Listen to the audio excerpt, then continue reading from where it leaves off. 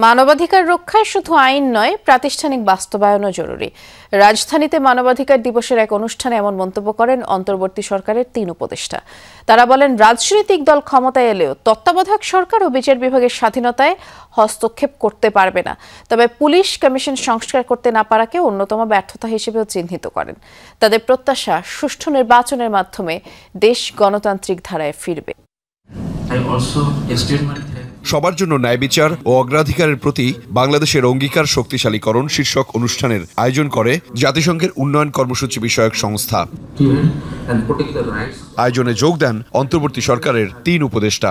কথা বলেন জাতিসংঘের আবাসিক প্রতিনিধি স্টেফান লিলার ও বাংলাদেশে নিযুক্ত সুইজারল্যান্ড দূতাবাসের রাজনৈতিক বিভাগের প্রধান। তাদের বক্তব্য, জাতীয় নির্বাচন পরবর্তী সংসদ ২০২৫ সালের নতুন মানবাধিকার কমিশন অধ্যাদেশ অনুমোদন করে কমিশনকে সাংবিধানিক ভিত্তি দেবে। শক্তিশালী কমিশন মানবাধিকার রক্ষাকারী, সিভিল সোসাইটি এবং ভুক্তভোগীদের জন্য গুরুত্বপূর্ণ প্ল্যাটফর্ম হবে।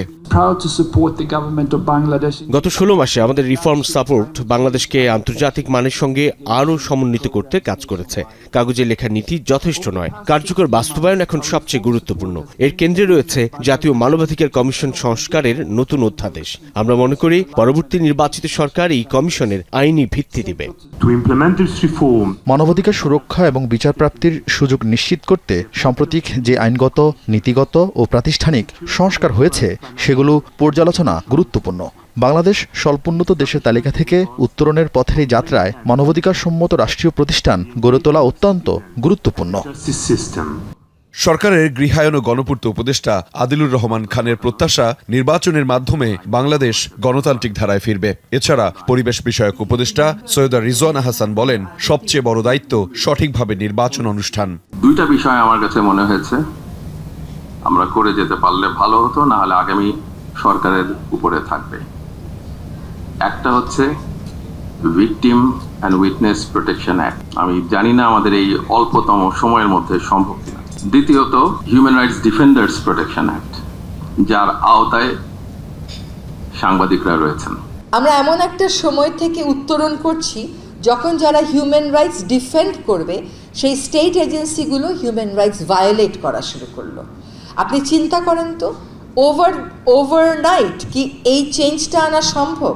যারা ডিফেন্ডার থেকে ভায়োলেটর হয়ে গেছে তাদেরকে আবার ডিফেন্ডারের রোলে ফেরত আনা, এটা কি ম্যাজিক ওয়ান্ড আছে কারো কাছে? এইটাই ল দিয়ে, ইনস্টিটিউশন দিয়ে আমাদেরকে করতে হবে।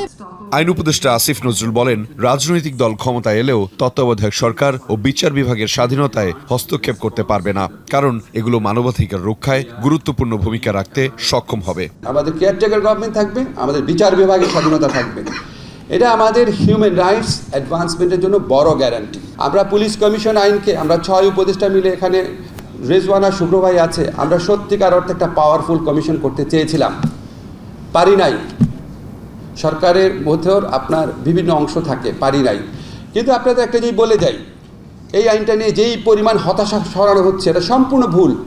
বক্তারা বলেন, মানবাধিকার, গুম, পুলিশ কমিশন নিয়ে সরকার আইন করেছে, যার প্রাতিষ্ঠানিক বাস্তবায়ন না হলে মানবাধিকার রক্ষা কঠিন হয়ে যাবে। আহমেদ রেজা, যমুনা নিউজ, ঢাকা।